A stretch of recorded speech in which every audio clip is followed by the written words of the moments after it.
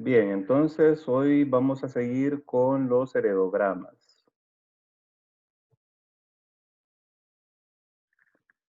Bien, vamos a seguir con los heredogramas. Voy a agrandar esto. Bueno, entonces vamos a hacer un heredograma acá. Vamos a calcular probabilidades, ¿verdad? Vamos a hacer un pequeño heredograma rápidamente por acá.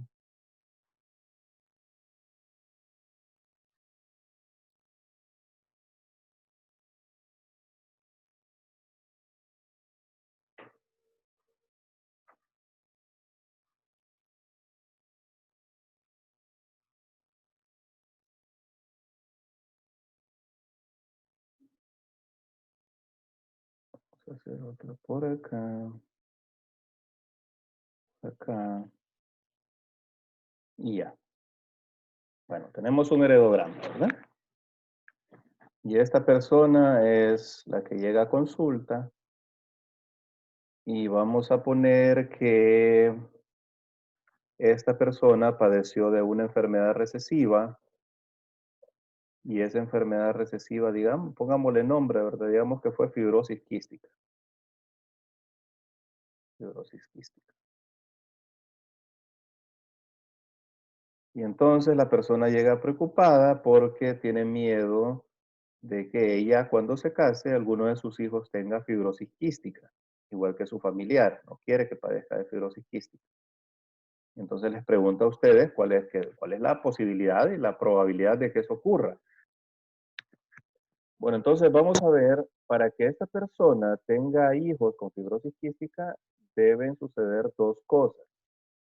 En primer lugar, debe ser heterocigota, debe haber heredado el alelo del etéreo desde acá arriba. Y en segundo lugar, se tiene que casar con una persona de la población general que también sea portador. Entonces, tiene que cumplirse esos dos requisitos. Vamos a ver el primer requisito. Digamos, ¿cuál es la probabilidad de que ella sea? Vamos a poner símbolos. F mayúscula es el alelo bueno y F minúscula es el alelo malo. Si es una enfermedad recesiva, entonces esta persona de acá va a ser homocigota. Bueno, entonces, si esta persona es homocigota, ¿cómo eran los papás de esa persona? Por fuerza tienen que ser heterocigotos. Son heterocigotos forzados, ¿verdad? O forzosos, más bien, heterocigotos forzosos. Bueno, entonces, si estos dos fueron heterocigotos, ¿cuál es la probabilidad de que pasen el alelo del etéreo? O sea, de que esta persona sea así. ¿Cuál es la probabilidad de que sea heterocigota, de que le hayan pasado este alelo? Vamos a hacer el tablerito de Punnett. Uno de los papás, el otro papá.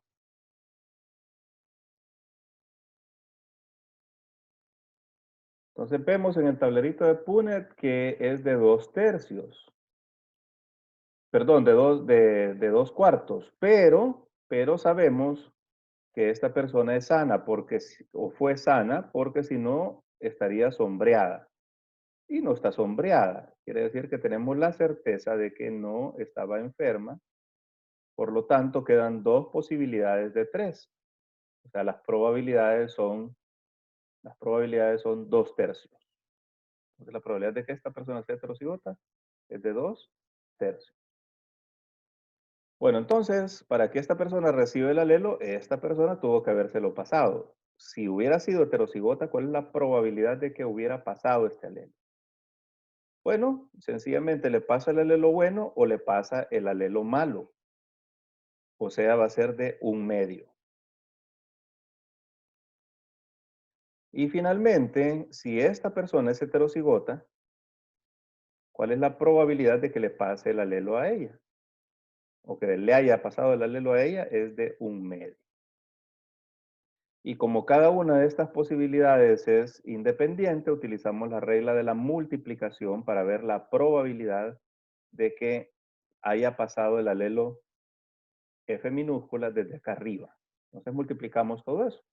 Sencillo, ¿verdad? 2/3 por 1/2 por 1/2. Y entonces eso nos da 2 por 3 6, por 2 12, 2 doceavos, que es igual a 1/6. ¿Cuánto es 1/6? Divídanme 1 entre 6 para ver exactamente cuánto es. 0.18, será algo así. Divídanme 1 entre 6. 0.16. 0.16. O sea, la probabilidad de que ella sea portadora es del 16%. ¿Verdad? Es del 16%. Bueno, entonces ese es el primer requisito. Ya sabemos cuál es la probabilidad de que sea portadora. Luego, ¿cuál es la probabilidad de que se case con un portador? Entonces vamos a la literatura y vamos a ver cuál es la proporción de portadores para esa enfermedad. Entonces la proporción de portadores no es, no es tan alta para las diferentes enfermedades. Para la fibrosis quística es relativamente alta, digamos que sea 1 en 80, vaya, en esta población. 1 en 80. Entonces la probabilidad de que ambos sean portadores es igual a 1/6 por 1 en 80. Esa es la probabilidad de que ambos sean portadores, ¿verdad? Entonces esto va a ser igual a 1 en 480. ¿Verdad? Esa es la probabilidad de que sean ambos portadores. Y aunque sean ambos portadores, aunque fueran ambos portadores, la probabilidad de que tengan un hijo con la enfermedad es de 1/4, ¿verdad? Aunque ambos sean portadores. Entonces, es una probabilidad relativamente baja. 1 en 480 es relativamente baja, ¿verdad? Una probabilidad baja. Bueno, entonces ahora vamos a hacer otra cosa. Vamos a borrar esto. Y vamos a dibujar, vamos a extender este heredograma. Lo vamos a extender un poquito.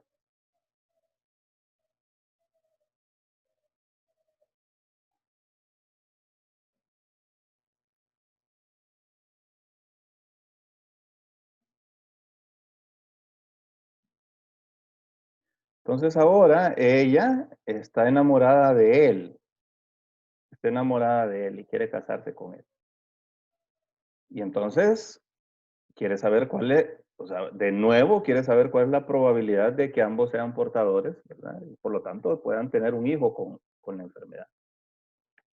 Bueno, entonces la probabilidad para ella va a ser de 1/6, ya la sacamos.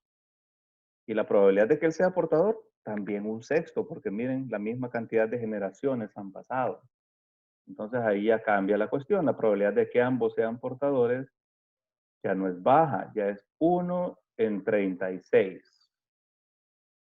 1 en 36. Que es relativamente alta, ¿verdad?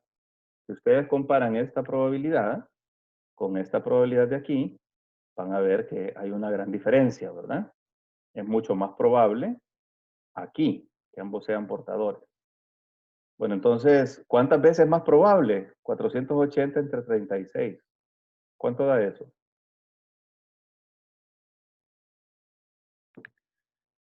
Como 11, ¿verdad?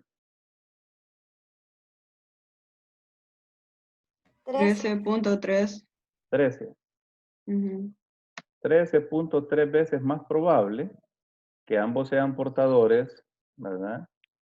Que ambos sean portadores si son familia. Entonces, por eso es que la frecuencia de enfermedades recesivas aumenta cuando hay ese tipo de, cuando hay eso, ¿verdad? Bueno, entonces, cuando hay endogamia, cuando hay matrimonios consanguíneos.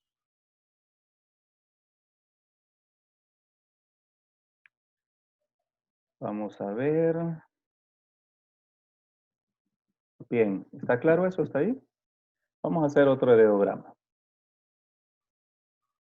Vamos a borrar este, vamos a aclarar todo acá. Vamos a hacer un heredograma nuevo. Vamos a dibujar acá los abuelos.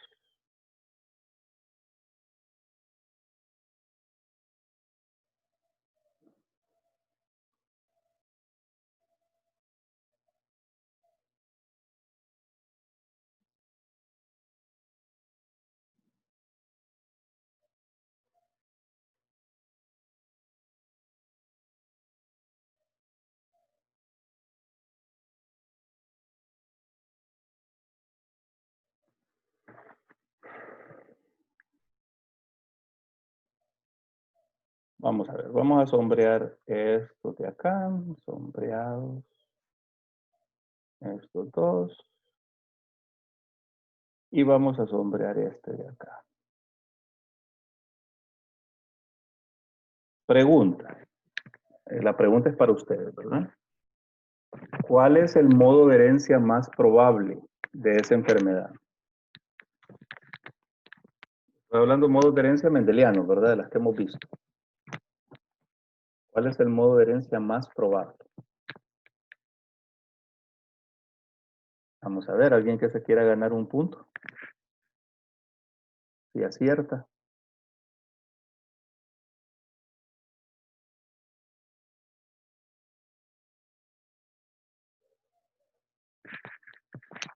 ¿Cuál es el modo de herencia más probable?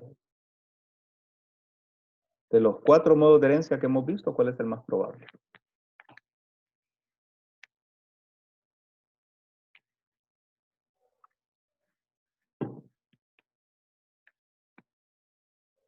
La autosómico dominante. Autosómico dominante. Bueno, vamos a ver características de autosómico dominante. Característica número 1. Se hereda de padres a hijos. Bueno, entonces aquí ninguno de estos está enfermo y se lo heredó al hijo. ¿Que podría ser una mutación nueva de novo? Perfectamente podría ser. Pero la misma mutación aparece en la siguiente, o sea, vuelve a mutar otra vez y aparecer de nuevo y en 2 personas en la siguiente generación. Bien difícil, ¿verdad? Las características de las enfermedades dominantes es que son transmitidas por uno de los padres. Uno de los padres está enfermo. Si es mutación de nuevo, si es así un caso aislado, puede ser una mutación nueva acá. Pero en este caso no, ¿verdad? Porque imagínense, una mutación nueva que dé la enfermedad acá y la misma mutación que dé la enfermedad acá, sería, no es que es imposible, ¿verdad? Pero las probabilidades son muy extremadamente bajas. Entonces, esta no es autosómico dominante, ¿verdad? No es un patrón típico de autosómico dominante. No sé si no sería recesiva ligada al X. Correcto, recesiva ligada al X. ¿Quién me dijo para darle el punto? Lizzy. Bueno, acuérdeme al final, ¿verdad? Para darle el puntito. Es recesiva ligada. ¿Por qué no puede ser autosómico recesiva? Sí puede ser, podría ser autosómico recesiva, ¿verdad? Estos dos ser heterocigotos. Y entonces con una probabilidad de 1/4, el hijo sale con la enfermedad. Y luego pasarle el alelo y esta señora ser heterocigota. Pero tendría que casarse con otra persona heterocigota. Ya de por sí este evento es improbable. Y que eso suceda en 2 generaciones es todavía menos probable, ¿verdad? O sea que se casen con gente de la población general y que tengan el mismo alelo y luego la siguiente generación que vuelva a pasar lo mismo. ¿Podría pasar esto? Sí podría, sí puede, ¿verdad?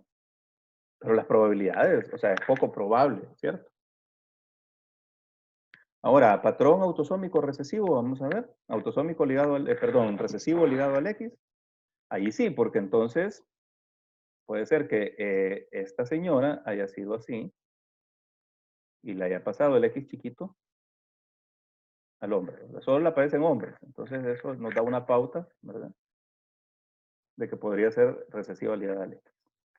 Y puede ser que esta mujer le haya pasado, sea heterocigota, este es el del hombre, que es normal, y le haya pasado el alelo chiquito, la mamá, y este alelo chiquito se lo pasó entonces a él y a él. Pero a él no, a él le pasó al grande, ¿verdad? Entonces, este es el patrón más probable en este caso específico. Y no es que los otros no sean, que sean imposibles, ¿verdad? Pero cuando nosotros estudiamos una familia, entonces, y mientras más estudiamos, más grande la familia, mejor distinguimos el patrón. Porque imagínense, en una familia, si tuviéramos más miembros, muchísimos más miembros, y viéramos que solo los hombres la padecen, entonces decimos autosómico recesiva ligada al X, ¿verdad? Entonces, para eso nos sirve.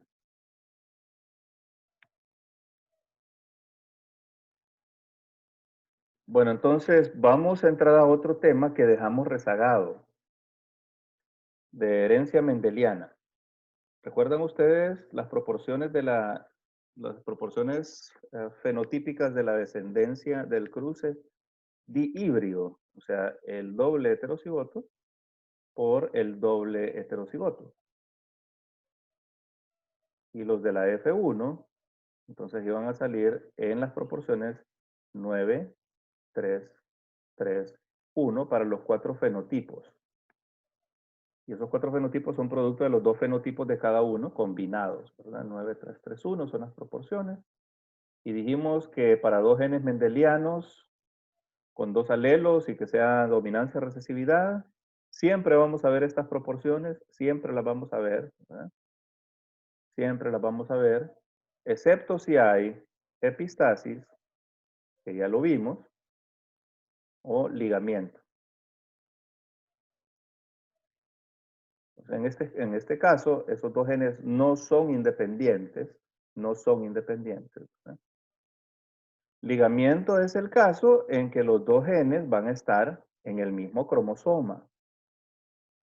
Y dijimos que Mendel tuvo mucha suerte, porque dijimos, Mendel estudió 4 caracteres, pero cada uno de esos 4 caracteres estaba en un cromosoma diferente, por pura suerte.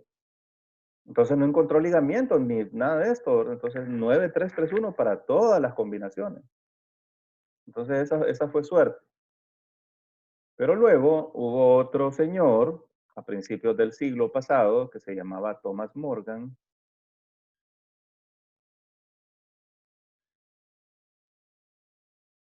Thomas Morgan.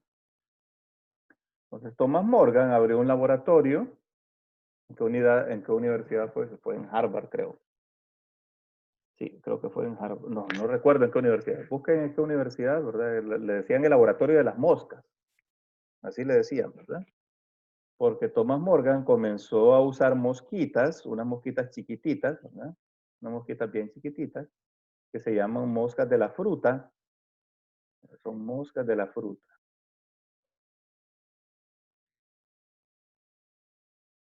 Y su nombre es Drosophila melanogaster. Bueno, entonces en genética se han venido usando una serie de organismos modelo, ¿verdad? Que se utilizan para diferentes tipos de estudios en genética. La Drosophila se ha usado muchísimo. El primero que lo usó fue Thomas Morgan, pero desde entonces es uno de los organismos modelo en genética. Y tenemos otros, por ejemplo para hacer modelos de enfermedades humanas, modelos animales, utilizamos ratoncitos, el mus musculus, que es un ratoncito. Para estudiar embriología, usamos un gusanito que tal vez lo vieron ustedes en embrio, que se llama Cenorhabditis elegans. Cenorhabditis elegans se llama este señor, ¿verdad? Es un gusanito que se sabe exactamente qué células formaron cuáles células. Se puede trazar toda la embriología del gusanito, ¿verdad? O se utiliza también, ¿qué otra cosa se utiliza en algunos experimentos de cromosomas y esas cosas se utilizan sapos del género Xenopus? Y así, hay una serie de organismos que son organismos modelo. Entonces, el que usó primero Drosophila melanogaster fue Thomas Morgan. En ese entonces se creía, pero todavía no se había confirmado, que los rayos X, o sea, los rayos de Roentgen, ¿verdad?, eran mutagénicos. Eran mutagénicos. Entonces, lo que hizo Thomas Morgan es que comenzó a irradiar mosquitas de la fruta, o sea, usan moscas de la fruta porque son fáciles de mantener. Se pueden mantener en botes, ¿verdad? Con hoyitos, con comidita, y son fáciles de darle mantenimiento. Y entonces comenzó a irradiar moscas de la fruta para crear mutagénesis y crear moscas con variantes inducidas por la mutación, ¿verdad? Variantes fenotípicas. Bueno, entonces al principio no obtenía nada, pero por fin, después de un tiempo, obtuvo una mosquita de ojos blancos. Entonces, ojos blancos, fue un gran éxito, ¿verdad? Ojos blancos fue la primerita mosquita que obtuvo, y luego fue obteniendo moscas de diferentes características, con diferentes colores de ojos y con otras características. Unas solamente tenían 2 alas, ¿verdad? 2 alas, o sea que no tenían las otras 2. O no, ¿cuántas alas tiene la mosca? O sea, tenían 4 alas los mutantes, ¿verdad? 4 alas. No tenían 2 más. Algunas tenían patitas en la cabeza y le llamó antenopedia. Antenopedia. Y así generó un montón de mutantes. Y lo que quería Morgan es saber dónde estaban los genes, porque en ese tiempo ya se estaba acuñando la palabra genes, pero en otras palabras quería saber dónde estaban los factores que determinaban todos esos caracteres. El color de ojos, por ejemplo, ¿verdad? Entonces él decidió hacer ese experimento cruzando mosquitas con diferentes características, diferente color de ojos, para ver cómo era la descendencia, y esperaba con eso replicar los experimentos de Mendel, pero en un animal, en la mosca de la fruta, ¿verdad? Ya no en una planta. Entonces, ese es el objetivo de Mendel, de Morgan, ¿verdad? El objetivo de Morgan era replicar todas las proporciones 3-1 para un solo carácter, las proporciones 9-3-3-1 para 2 caracteres y eso, ¿verdad? Y ideó este experimento de inducir mutantes en el color de los ojos, en el número de alas y otras características, en la segmentación del cuerpo y otras características. Bueno, entonces pasaron los años, esta gente era bien metódica. Todos los que estuvieron en el laboratorio de Morgan, todos, ¿verdad? Todos los que estuvieron aquí en el laboratorio de Morgan ganaron premios Nobel después. Él se ganó el premio Nobel, pero todos sus ayudantes, sus estudiantes, se ganaron premios Nobel, ¿verdad? Después. O sea que era un hervidero ahí de cerebros, que pasaban peleando y era mucha rivalidad también. ¿Verdad? Bueno, entonces, después de años de estar en esos experimentos, Thomas Morgan estaba medio decepcionado. Y estaba medio decepcionado porque algunas veces encontraba las proporciones 9-3-3-1, pero otras veces no encontraba esas proporciones. Eran proporciones que andaban por la 20. Nada que ver, ¿verdad? Nada que ver. Y pues todavía no se sabía cuáles eran los factores. Si los factores eran los cromosomas, los factores que determinaban la herencia. O sea, los genes, ¿verdad? No se sabía si eran los cromosomas o si eran cositas dentro del cromosoma que estaban produciendo eso, ¿verdad? Ahora ya sabemos que sí, que son los genes, pero en ese tiempo no se sabía. Bueno, entonces uno de los alumnos de Morgan una vez dejó de hacer las tareas por estar pensando en esto, ¿verdad? Y se dio cuenta del ligamiento, se dio cuenta del ligamiento. O sea, se dio cuenta de que cuando no se cumplía esto, estas proporciones 9-3-3-1, era porque los factores que determinaban esos caracteres, o sea, los genes que llamamos hoy, se encuentran en el mismo cromosoma. Entonces no segregan independientemente. Y a eso le llamaron ligamiento. E idearon las matemáticas para calcular también cuál era la magnitud del ligamiento de los genes. Bueno, entonces recordemos lo que es segregación independiente. Vamos a recordar un poquito lo que es segregación independiente. Si nosotros tenemos el doble heterocigoto, entonces, bueno, digamos que este es el producto del cruce de un F1 con un F2, perdón, con un P sub 1 con un P sub 2, ¿verdad? Entonces, todos los gametos de este señor van a ser, perdón, todos los gametos de este señor van a ser A grande y todos los gametos de este señor van a ser A chiquita.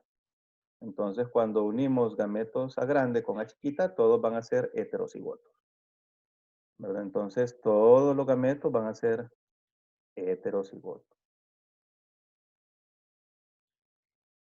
¿cierto? O sea, no todos los gametos, todos los genotipos, producto de este cruce, van a ser heterocigotos, porque todos van a ser la unión de A con A. Todos van a ser heterocigotos, ¿verdad? Para el A y todos van a ser heterocigotos para el B. O sea, de ahí salió este señor. Y los gametos de este señor, ¿cómo van a ser? Bueno, va a tener gametos igual a los de su papá. Y igual a los de su mamá, ¿verdad? Obviamente. Pero también va a estar formando gametos recombinantes.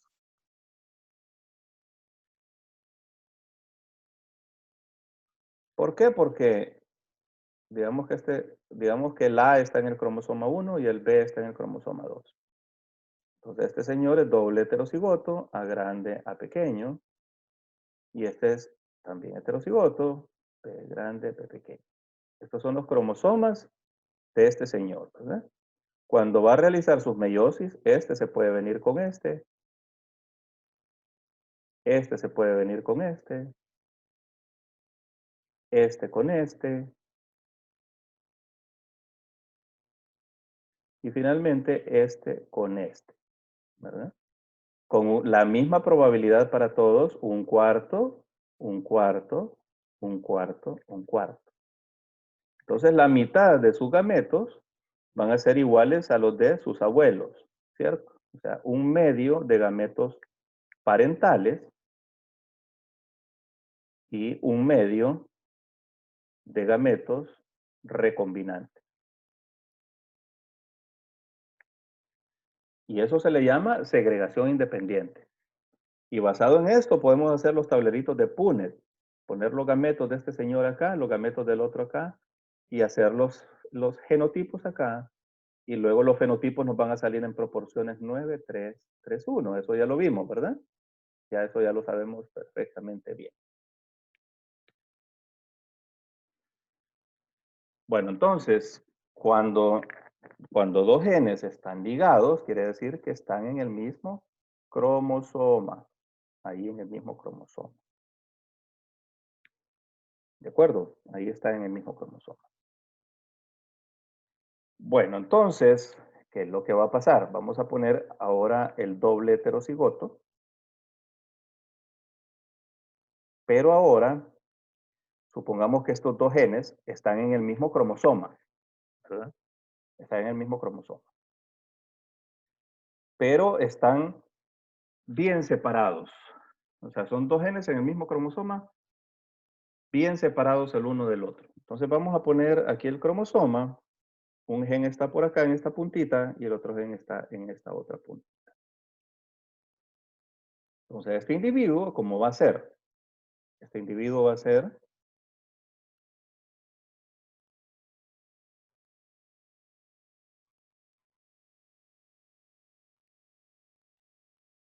vamos a ver.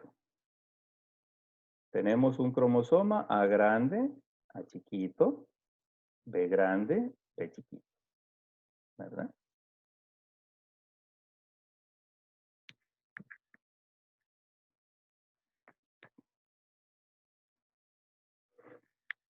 Cierto, un cromosoma de ese señor es A grande, A, B grande. Vamos a tener un cromosoma, un gameto, un cromosoma, vamos a ver, A grande, B grande. Y otro cromosoma, que va a ser A chiquito, B chiquito. Va a ser doble heterocigoto, este señor. Hasta ahí vamos bien. Hasta ahí estamos bien. Bueno, en sus meiosis, cuando haga sus meiosis, entonces se van a unir los homólogos. Se van a unir los homólogos, ¿cierto? O sea, que aquí vamos a tener las cromátides hermanas, A grande, B grande, B grande, B grande. Son cromátides hermanas. Aquí ya se duplicó el contenido genético después de la fase S. Y el otro cromosoma lo vamos a pintar de otro color, vamos a ver. El otro cromosoma va a ser A pequeño, B pequeño, B pequeño. ¿Qué pasa durante la meiosis? Se van a acercar, ¿cierto? Se van a acercar. Y entonces van a quedar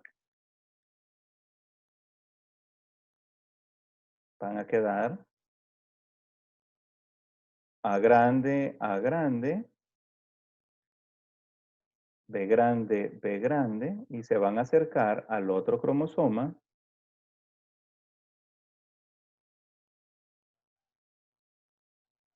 que va a ser A pequeño, B pequeño, y aquí también va a tener A pequeño, y aquí B pequeño. ¿Verdad? Son cromátides hermanas, Estos dos son homólogos entre sí, y durante la meiosis, recuerdan ustedes, forman la tétrada. Eso ya lo vimos, ¿verdad? Forman una tétrada. Y luego van a recombinarse. O sea, este va a pasar fragmentos a este y este va a pasar fragmentos a este. De tal manera, no era eso lo que quería hacer.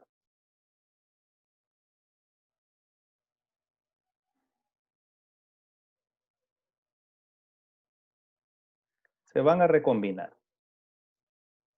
El número de recombinaciones, el número de entrecruzamientos en un par, ¿verdad? En una meiosis, va entre un entrecruzamiento y 4 entrecruzamientos para los cromosomas más grandes. El cromosoma 1, por ejemplo, tiene hasta 4 entrecruzamientos, entre 3 y 4 entrecruzamientos.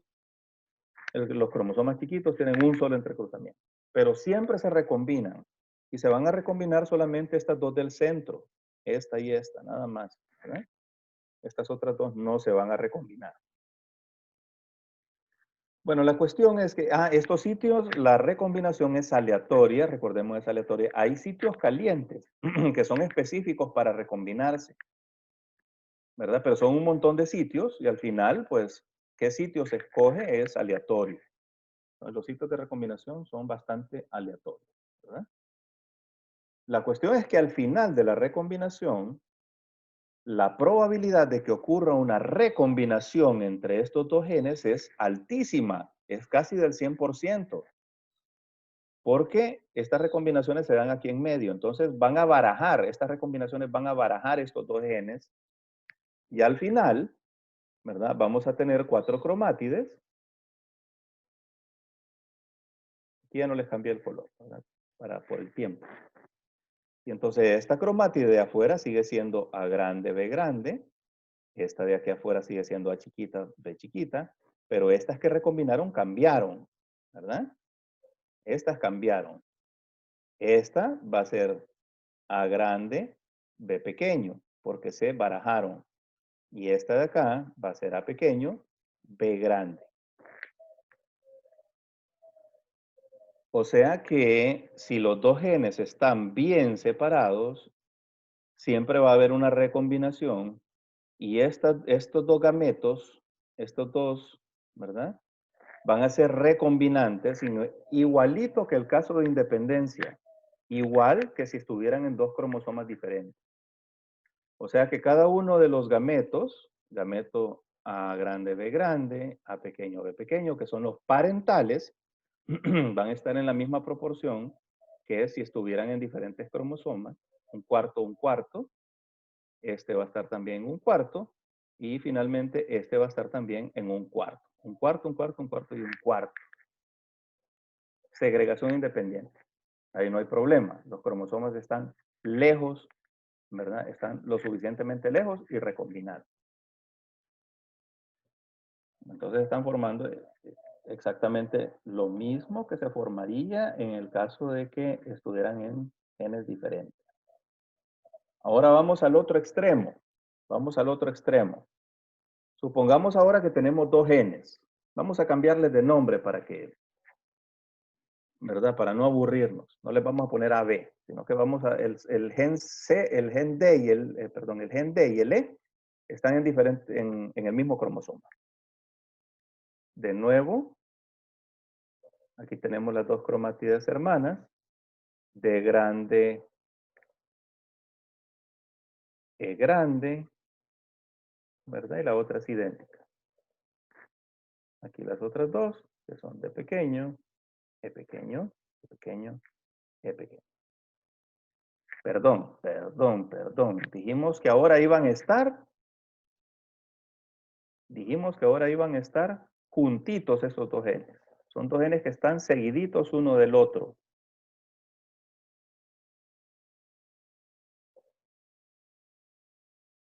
Están seguiditos uno del otro. Llega la meiosis, se juntan los homólogos, recombinan los homólogos, pero ¿cuál es la probabilidad de que estos dos hayan recombinado, se hayan intercambiado?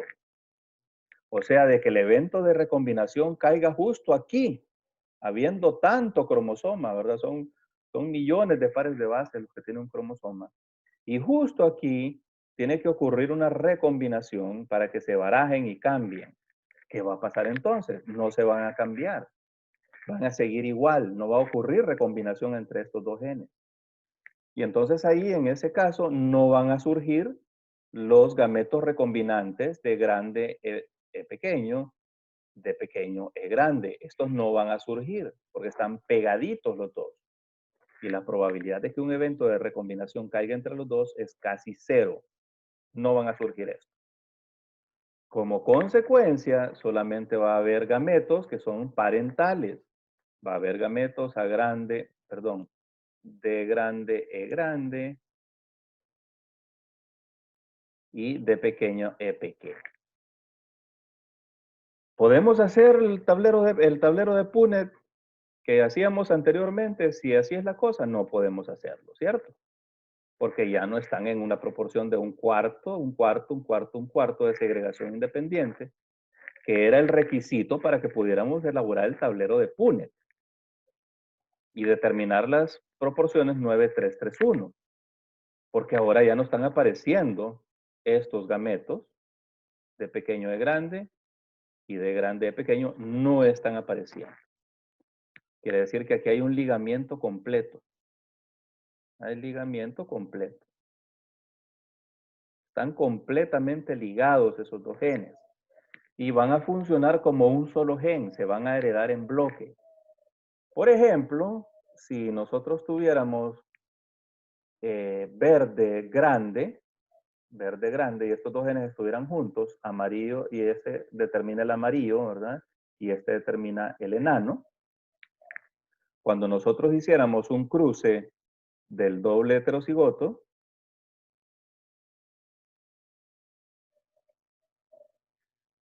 ¿cómo es la cosa? A pequeño, B grande, B pequeño, con el otro doble heterocigoto.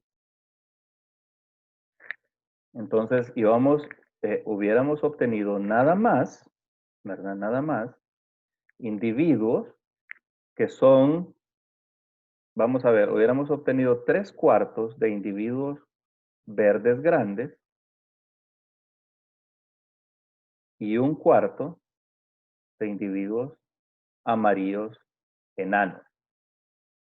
Porque están completamente ligados. Entonces solamente van a aparecer los gametos A grande, P grande, A pequeño, B pequeño. Y lo mismo para el otro, A grande, P grande, A pequeño, B pequeño. No van a aparecer los recombinantes. Y entonces tendríamos acá, todos estos, habría 3, háganlo, que van a ser verde grandes, y uno nada más que va a ser verde amarillo. Entonces se comportan como un solo gen porque están siendo heredados en bloque, como que si fuera una sola unidad, determinando las dos características. Y este es el ligamiento completo. Ahora, la pregunta viene, ¿qué pasa cuando los genes están cerca, pero no hay independencia, pero tampoco hay ligamiento completo? Sino que están a determinada distancia. Digamos, tenemos un gen Y por acá y por acá tenemos un gen Z. Entonces, estos dos genes están ligados porque están cerca, pero no están siendo heredados en bloque. O sea, hay una probabilidad de que aquí ocurra una recombinación. Entonces, recuerden bien la recombinación, ¿verdad? Durante la meiosis. La probabilidad de que aquí ocurra una recombinación va a ser directamente proporcional a la distancia entre estos dos genes. Si si tenemos más separación, entonces los gametos recombinantes van a estar apareciendo, ¿verdad? Con cierta frecuencia. Si están más pegaditos, entonces los gametos recombinantes van a aparecer menos. O sea, la proporción de gametos recombinantes que van a aparecer va a ser directamente proporcional a la distancia de los dos. Podemos intercambiar, podemos inferir la distancia entre dos genes basados en el número de gametos recombinantes que vamos a contar en la descendencia. Entonces, lo máximo de recombinantes que podemos tener en el caso de independencia son, recuerden ustedes, 50%, un medio de recombinantes y un medio de parentales, ¿cierto? O sea, digamos, estos son los parentales. Estos son los parentales y estos son los recombinantes. Este va a estar en un cuarto, una proporción de un cuarto y un cuarto. O sea, un medio para los parentales y un medio para los recombinantes. Pero entonces, si están ligados, entonces los recombinantes van a aparecer en una proporción menor al 50%. Puede ser que me aparezcan un 70% de parentales, ¿verdad? Y solamente un 30% de recombinantes. Entonces yo infiero acá que estos dos genes tienen ligamiento, están cerca. Y basado en este numerito, en el porcentaje de recombinantes que yo voy a obtener en la descendencia de ese cruce de híbrido, basado en eso, entonces yo puedo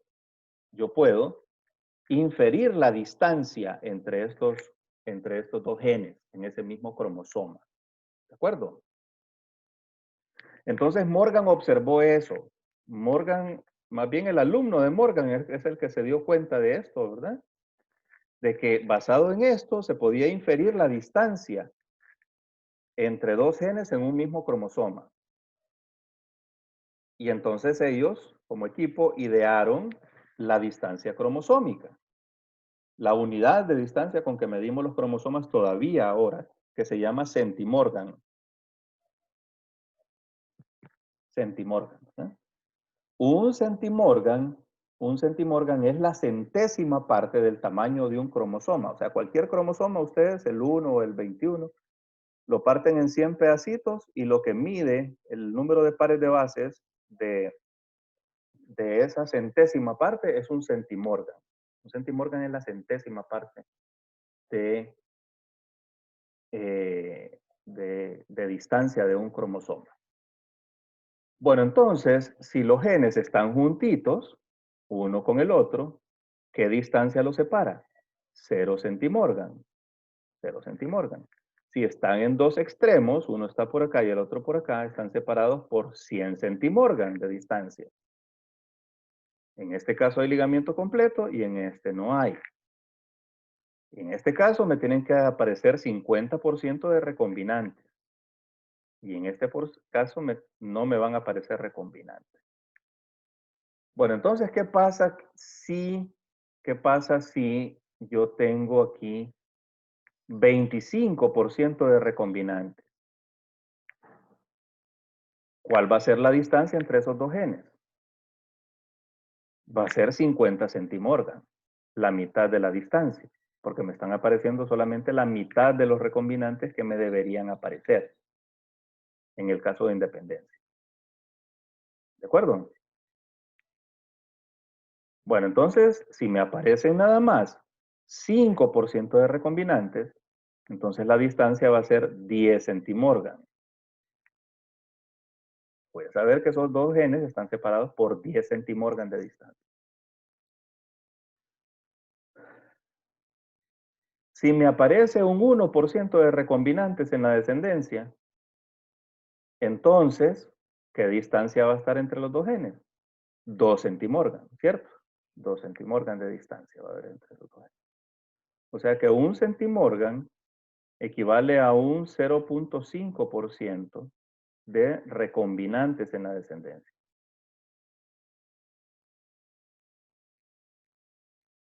Bueno, entonces, Este señor Morgan estudió pares de genes, no solamente uno, sino que varios genes que estaban en el mismo cromosoma.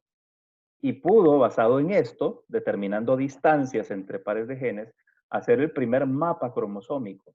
O sea, decir, aquí en este sitio tenemos el gen que determina el número de alas. Y a tanta distancia tenemos el otro gen que determina el color de ojos. Y a tanta distancia tenemos el otro gen que determina esto, y hizo el primer mapa cromosómico, ¿verdad? En un cromosoma de la mosca de la fruta. Y por ese mapa cromosómico, decir dónde exactamente se encontraba, basado en numeritos, fíjense bien, nada de biología molecular, solamente basándonos en números, en cruces, igual que Mendel. Entonces, basados en esto, pudo determinar esos mapas cromosómicos y se ganó el premio Nobel. Pero aquí va lo interesante. ¿Qué cruces? Vamos a ver, ustedes tienen que pensar en su casa, ¿qué cruces se pueden hacer para contar los gametos recombinantes? Porque no todos los cruces nos sirven para contar estos gametos recombinantes. Hay un cruce específicamente que yo lo voy a utilizar para ver cuántos recombinantes me aparecen en la descendencia. Es el único cruce en el cual puedo contar gametos. En los otros no. Por ejemplo, vaya, les voy a explicar de lo que estoy hablando. Por ejemplo, me serviría el cruce dihíbrido, el doble heterocigoto por el doble heterocigoto. Me van a aparecer, digamos, en el caso de independencia, me van a aparecer 9, 3, 3, 1. En el caso de ligamiento, no me van a aparecer estos, me van a aparecer otras proporciones, ¿verdad? Pero la cuestión es, lo que quiero explicarles es, ¿con este cruce puedo contar gametos? No, no puedo contar gametos. ¿Por qué no puedo contar gametos? Porque los que son así, o sea, estos, podrían ser así, ¿verdad? Y estos individuos fueron formados por los gametos AB y AB, obviamente, ¿cierto? Aquí sí puedo contar gametos. Pero ese individuo podría ser así. Y este fue formado por gametos AB y AB. También los puedo contar aquí. Pero no puedo diferenciar estos dos individuos. No sé cuál es cuál. Entonces no puedo contar gametos, ¿verdad? Porque no sé qué individuo es qué individuo. Y luego podría ser así también, ¿verdad? Entonces este fue formado por los gametos AB, AB. O fue formado por los gametos AB, AB. No lo sé. No puedo contar gametos en este individuo. ¿Qué gameto lo formó? No sé qué gameto lo formó. Entonces no puedo, en resumidas cuentas, estos gametos, las proporciones de gametos no las puedo contar con este cruce. Entonces, si no me sale 9, 3, 3, 1, yo las puedo inferir si me sale 9, 3, 3, 1. Ah, entonces los gametos están en 50, 50, 50, en 25, 25, 25, 25. Pero si me salen otras proporciones, digamos que me salieran 4, 4, 6, 6 por 2, 12 y 4, y vamos a ver, que me salieran 3, 6, 6, 1. ¿Verdad? Entonces no puedo yo inferir las proporciones de los gametos. Hay un cruce en el cual yo sí puedo contar estos gametos, sí los puedo contar, ¿verdad? Basado en el fenotipo. Solamente voy a ver el fenotipo, y yo voy a poder contar los gametos que lo formaron. Y de esa manera puedo contar cuántos son parentales y cuántos son recombinantes. Y si yo sé cuántos son parentales y cuántos son recombinantes, puedo saber la distancia que hay entre esos dos genes en un cromosoma. Para mañana les queda de tarea entonces averiguar cuál es ese cruce que podemos hacer, ¿verdad? Para determinar, para contar gametos. Y ese va a ser el mejor cruce que yo voy a tener para determinar la distancia entre dos genes en un cromosoma. ¿De acuerdo? Eso les queda de tarea. Mañana me van a decir, ¿verdad?, cuál es el mejor cruce. O sea, qué genotipo o qué fenotipo con qué fenotipo tengo que cruzar. Eso es lo que me tienen que decir, ¿verdad? Bueno, entonces, ¿alguna pregunta hasta acá? Doctor, yo tengo una, pero no acerca del tema, sino que ayer pasó lista, ¿verdad? Permítame, espérese. Si no es del tema, entonces ya voy a cortar la grabación, ¿verdad? Ok.